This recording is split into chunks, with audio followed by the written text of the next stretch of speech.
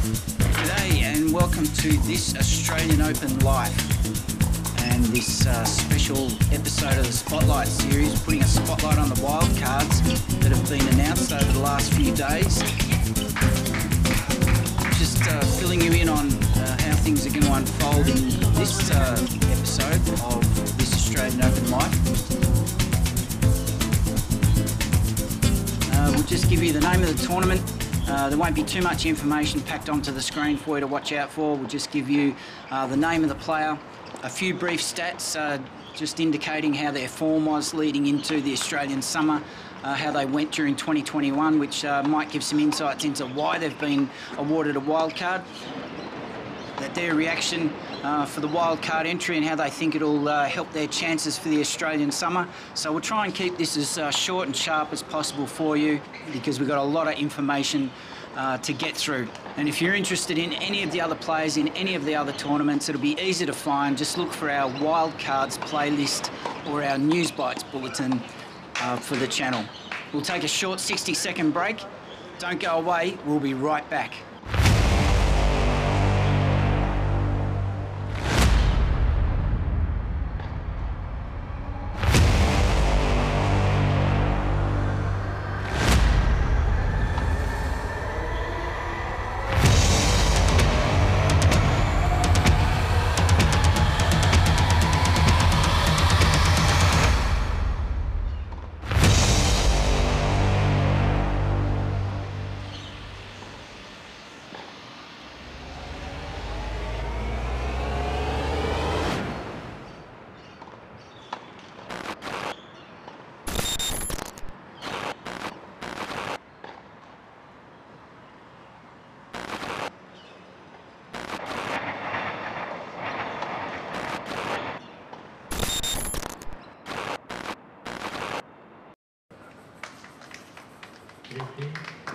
Oh, before we do, let's just see what Alexander Vukic, just some other things. Has he got a reaction?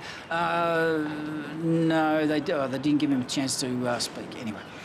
Okay, welcome back. Our second player that we're showcasing in this episode is Chris O'Connell.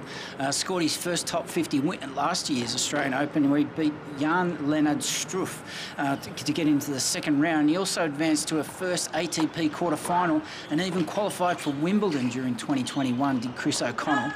So let's just check out his form, the player behind the stats. His last two tournaments. In 2021, he played in Bahrain, where he lost in the round of 32 to Ryan Peniston in 3 sets, 7-6, 3-6, 6-7. He also had a brief run through 2 rounds into the round of 16 at Bergamo, Italy, losing to Zdeněk Kolar. I think that's Croatian, that flag.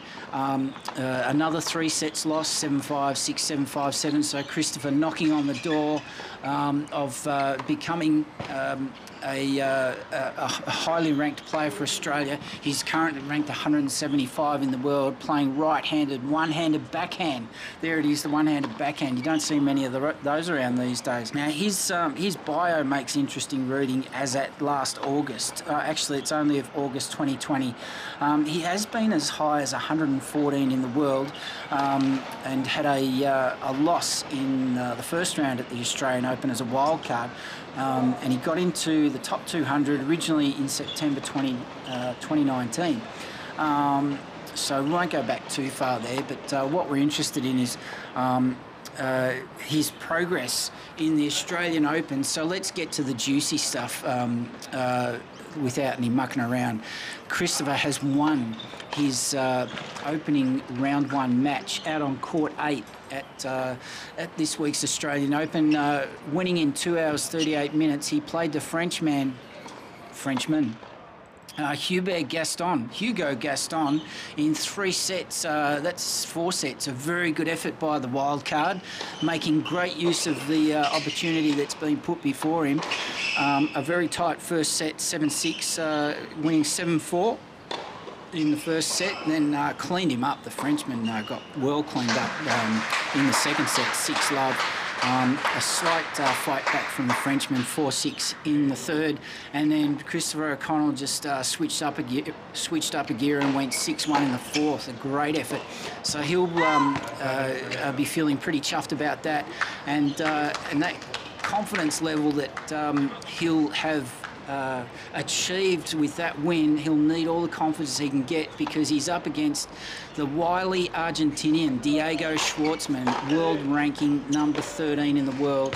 Diego is one of the feistiest players on the pro ATP circuit. He gets around the court like nobody's business, so Chris O'Connell has got his work cut out for him. But wouldn't you fancy your chances in round 2 of any Grand Slam tournament when you're a wild card? You've acquitted yourself well in the first round, and who knows what sort of shape Diego Schwartzman is, because all these players, don't forget, besides what they've all had to deal with in the last it's 2 years now, they've all had to deal with quarantine and vaccinations and all the rigmarole that comes with the current circumstances in the world.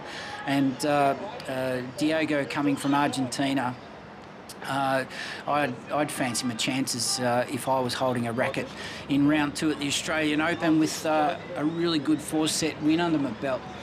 Don't go away, we will be right back. Enjoy some of the sights, sounds, summer of tennis at Melbourne Park, January 2022.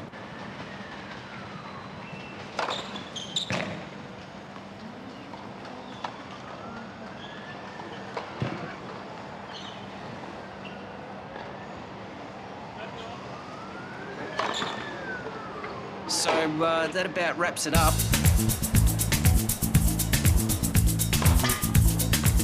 Hope you enjoyed that very rudimentary summary. I'm not going to pat myself on the back about the quality of this episode. It was really just about bringing together all those names of all those players, and just letting you know that that's where things are at, because we live in a digital age, but it's actually sometimes not that easy to find all this information. And the Christmas New Year's break, I mean, who wants to spend all their time looking at endless streams of apps and websites, and